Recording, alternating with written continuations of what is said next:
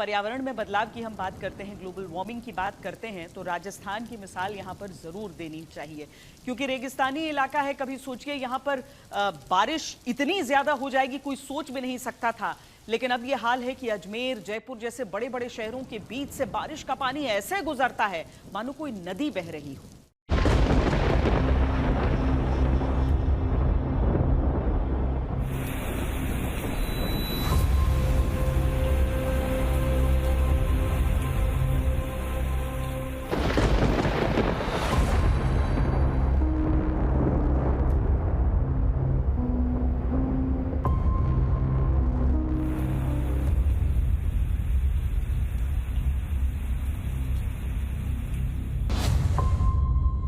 ये सिर्फ बारिश नहीं है, ये आसमान से आई तबाही है। राजस्थान डूब रहा है।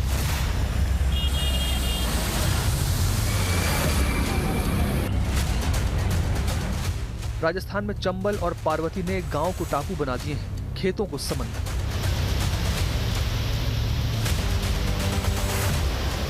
पूर्वी राजस्थान में चंबल नदी उफान पर है। खतरे के निशान से 12 मीटर ऊपर बह रही चंबल नदी ने अपनी धारा बदल दी है और धौलपुर के कई गांवों में घुस गई है। इस वक्त चंबल की वजह से धौलपुर के कई गांव ऐसा लग रहा है जैसे टापू बन गए हैं।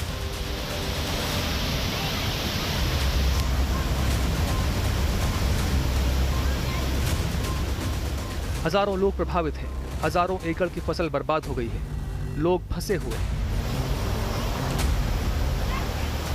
जिस जगह पर ये नाव चल रही है, ये नाव का रास्ता नहीं है जहां मैं चल रहा हूं। ये दरअसल एक सड़क है जो गांव के एक हिस्से को प्रमुख शहरों से जोड़ती है। जो सब कुछ जलमग्न आप सागर देख रहे हैं, ये दरअसल खेत खलिहान हैं जो इस समय डूबे हुए हैं। चंबल की धारा दूसरी तरफ है, लेकिन इस समय सब कुछ जलमग्न है। धौलपुर जिला सबसे ज्यादा प्रभावित हुआ है, चाहे पार्वती का जलस्तर हो या फिर चंबल का जलस्तर हो। जैसे ही पानी बढ़ा, आसपास के गांव ऐसे टापू बन चुके हैं और इन अब टापुओं में एनडीआरएफ को लगाया गया, एसडीआरएफ को लगाया गया। तमाम एजेंसियां जो हैं ये सुनिश्चित कर रही हैं कि समय से लोगों का इवैक्यूएशन हो जाए।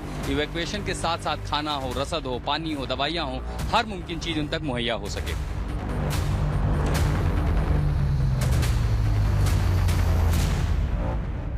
ये तस्वीरें भी धौलपुर की ही हैं। पार्वती नदी क्रूर बनी हुई है। धौलपुर की पार्वती नदी में पुलिया को पार करते समय एक पिकअप ट्रक बह गया। इस ट्रक में 4 लोग सवार थे, जिनमें से 2 को बचा लिया गया, लेकिन 2 बह गए। नदियों के साथ खिलवाड़ कितना महंगा पड़ सकता है, उसका अंदाजा इन तस्वीरों से लगाया जा सकता है। पार्वती नदी उफान पर है, लेकिन ये ट्रक चालक नदी पार करने की गुस्ताखी करता है। लोग उसे रोकने की कोशिश करते हैं, लेकिन वो नहीं मानता। लौटा लेंगे भैया ने दबा के फिर यहाँ से घुमा लेंगे कभी ना, कभी ज्यादा भी तो ले रहा है। कुछ दूर जाकर ट्रक पानी के बहाव के साथ बह जाता है। पहले ट्रक का अगला हिस्सा डूबता है और फिर देखते ही देखते पूरा ट्रक डूब जाता है।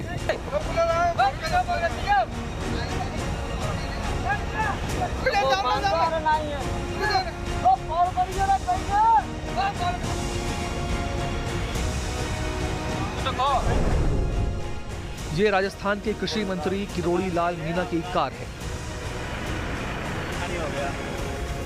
जो सवाई माधोपुर में बाढ़ की स्थिति का जायजा लेने पहुंचे थे। लेकिन सड़क पर इतना ज्यादा पानी था कि मंत्री जी की कार पानी में ही फंस गई। इसके बाद ट्रैक्टर मंगाया गया और ट्रैक्टर की मदद से मंत्री जी को कार समेत पानी से बाहर निकाला गया। राजस्थान के सवाई माधोपुर में बाढ़ और बारिश ने सारे रिकॉर्ड तोड़ दिए।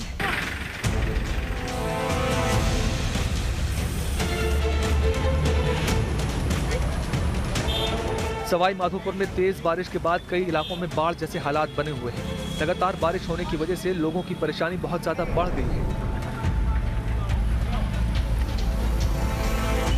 सुरवाल और भील बांध के ओवरफ्लो होने से अब भी जिले के कई गांव बाढ़ की चपेट में हैं और पूरी तरह से जलमग्न हैं। कई लोगों के घरों में पानी भरा हुआ है, तो कई लोगों के घर इस बाढ़ और बारिश की वजह से टूट गए।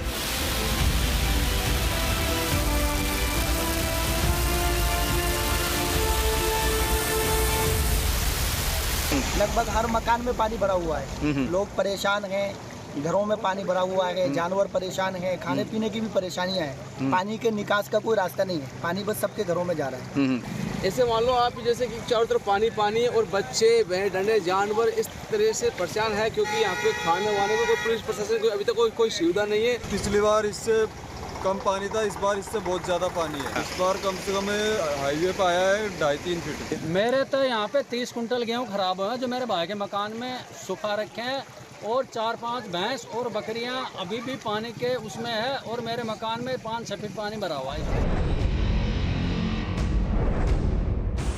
इन लोगों की मुसीबत की वजह बने हैं ये डैम जो फिलहाल लबालब भरे हुए हैं और ओवरफ्लो होकर बह रहे हैं, जिसकी वजह से पानी गांव में घुसकर तबाही मचा रहा है। राजस्थान में इस मॉनसून सीजन में जुलाई में कुल 285 mm बारिश हुई है, जो पिछले 69 सालों में जुलाई की सर्वाधिक बारिश का रिकॉर्ड है। इससे पहले साल 1956 में जुलाई में सर्वाधिक 308 mm बारिश हुई थी। मौसम विशेषज्ञों के मुताबिक मानसून की ट्रफ लाइन अभी श्री गंगानगर रोहतक से होकर गुजर रही है। एक cyclonic circulation south west Rajasthan के अपर लेवल पर बना हुआ है, जिसकी वजह से पूर्वी राजस्थान में अभी और बारिश हो सकती है।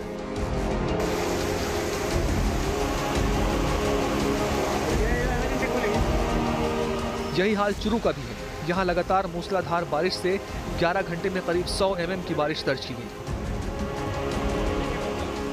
जिसकी वजह से निचले इलाकों में पानी भर गया। शहर की रफ्तार थम गई। बस स्टेशन हो, अस्पताल हो या मार्केट हो, कोई ऐसा इलाका नहीं बचा जहां पानी न घुसा हो। लेकिन बड़ा सवाल यह है कि इसका जिम्मेदार कौन है? क्या जनता अपने प्रतिनिधियों को इसलिए चुनती है कि उसको इन समस्याओं का सामना करना पड़े? क्या वो टैक्स इसलिए भरती है कि उसके घरों में बरसात का पानी घुस जाए? सरकारें आती हैं, जाती हैं, लेकिन समस्याएं रह जाती हैं। कभी कांग्रेस जीतती है, कभी बीजेपी जीतती है, लेकिन जनता की सुध कौन लेता है? कोई नहीं। सवाल उठता है कि राजस्थान में बाढ़ की घटनाएं क्यों बढ़ रही हैं? इसके पीछे 3 बड़े कारण हैं। पहला, अनियोजित शहरीकरण, जिससे नालों और जल निकासी की व्यवस्था चौपट हो गई है। दूसरा, जलाशयों और बांधों का ओवरफ्लो होना, जिनकी देखरेख समय पर नहीं होती। तीसरा, जलवायु परिवर्तन, जिससे कभी सूखा तो कभी एक साथ अत्यधिक बारिश हो रही है।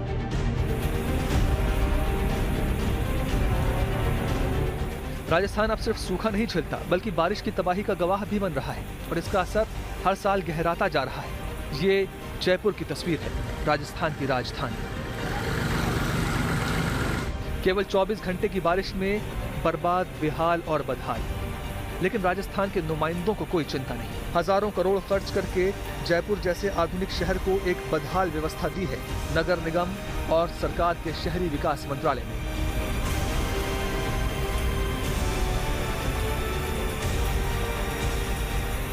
सवाल है कि जल भराव और बाढ़ को नियंत्रित करने के लिए 2025-26 के बजट में लगभग 7,340 करोड़ रुपए आवंटन किया गया है, लेकिन कहां खर्च हो रहा है कुछ पता नहीं।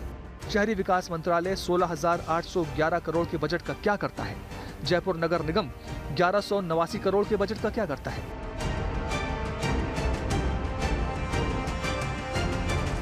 और इतने बड़े खर्च के बाद इस शहर का जो हाल है वो आपके सामने है।